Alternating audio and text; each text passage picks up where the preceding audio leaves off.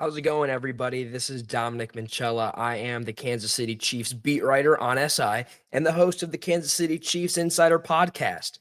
Once again, thank you guys so much for stopping in. I hope your day is going well, or the night, or whenever you're watching this. But we have some fun things to dive into today. As of Saturday, May 3rd, the Kansas City Chiefs have officially announced that they have signed 16 undrafted free agents. And while it may seem like a lot compared to other teams, all of them could potentially have a fighting chance to make their names known on this 53-man roster down the line. Either that or they'll eventually just stay on the practice squad if they pan out correctly. Now, I know 16 of them is difficult to break down.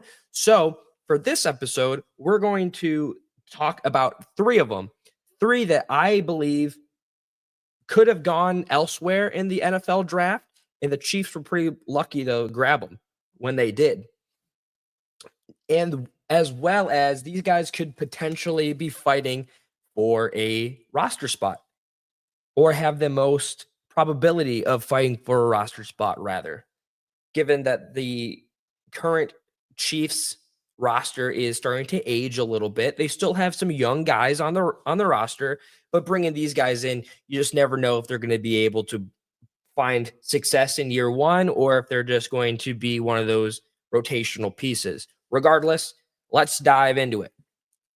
So the first one that I have on my list that I'm excited to see, and hopefully he makes the roster, Elijah Badger, wide receiver out of Florida. Now, Badger was projected to be a sixth round pick, which once again just pans out for the Chiefs, as we've seen so far in analysis since the NFL draft. A lot of the Chiefs draft picks got selected further back than originally projected, which means hopefully if they do pan out that way for the Chiefs, they're going to be getting exceptional players at a steal of a position. The fact that these guys fell even out of the draft is astonishing to me, and that they had a chance to pick them up. So Badger last season with Florida, he had 12 games, 9 starts, and in those 12 games, he recorded 806 receiving yards in 39 receptions. Now, just that alone, pretty impressive. This is a guy who's going to be able to give you multiple yards after catch and not need a whole lot of receptions to get the job done, which is perfect for this.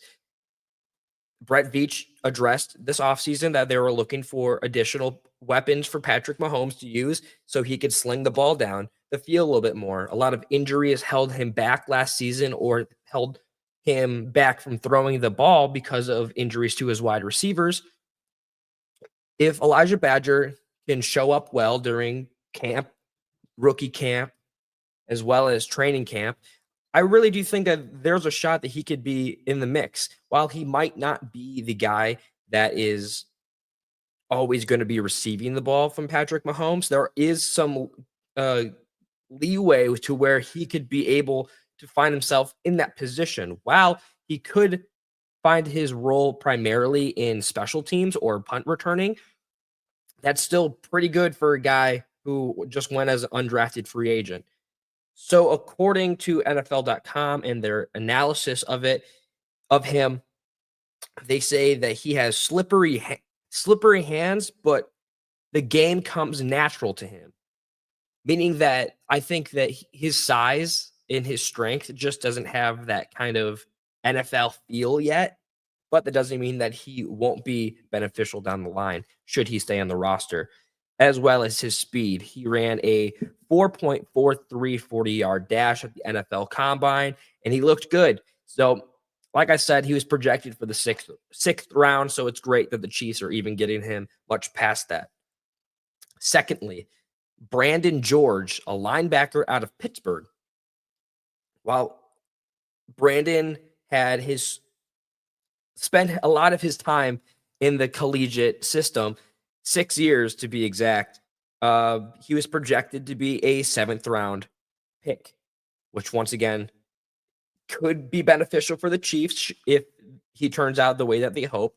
You got to know that defensive coordinator Steve Spagnuolo getting his hands and being able to mesh with his brain a little bit could benefit Georgia's style of play. In those 6 years, though, a majority of them were spent on special teams. Last year was his only full time starting gig. But in those 6 years, he had 65 games played, 198 total tackles, and 18 tackles for loss. I can see where this guy is more of a developmental project for the Chiefs. Might not be super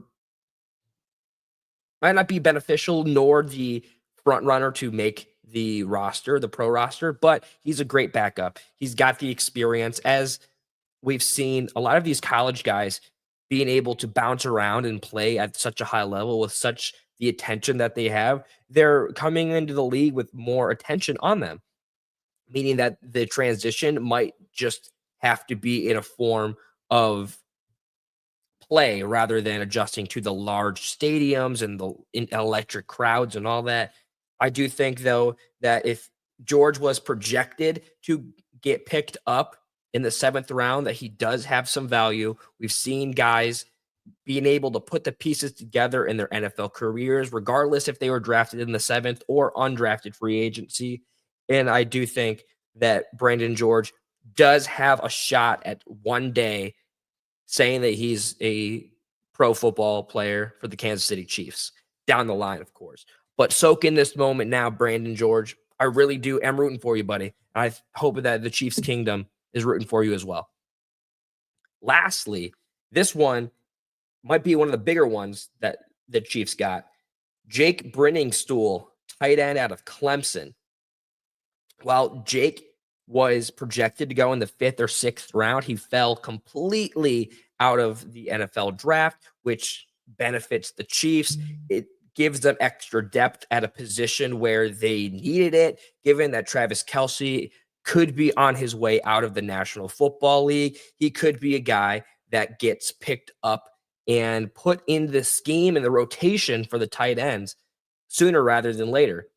The current state of the tight end room is a little jam packed, but I do think that there is a world where Jake Brenningstool could show out at training camp and earn his spot on this roster.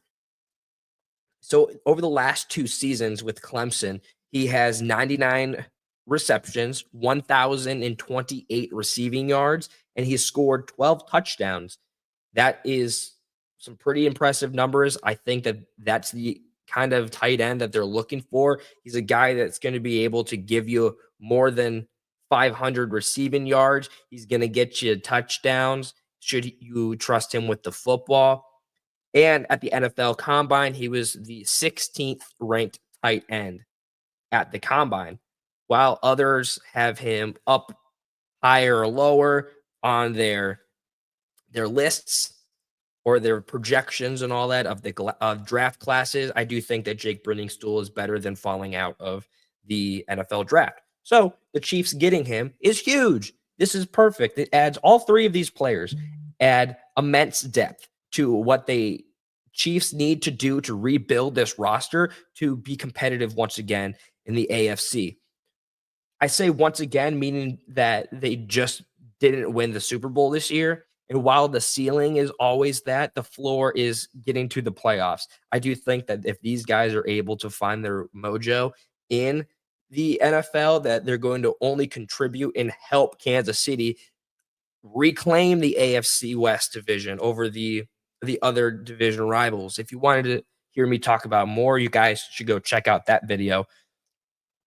But with that being said, those are my top three undrafted free agents that I think that the Chiefs could benefit from the most of their acquisition.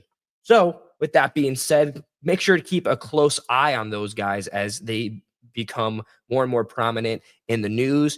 I will be sure to keep you guys updated on them through social media, which you can see and follow right down below. At Dom Minchella is my personal one. You can follow the Kansas City Chiefs on SI social media page at KC Chiefs on SI. Super easy. We post every single day. I repost everything that is of importance are the things that I write, as well as my fabulous writing staff. I enjoy all of them, and I can't wait to continuously work harder throughout this offseason as we get closer and closer to the 2025 NFL draft. 2025 NFL season. I apologize.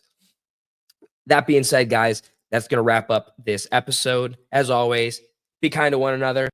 I'll see you guys tomorrow.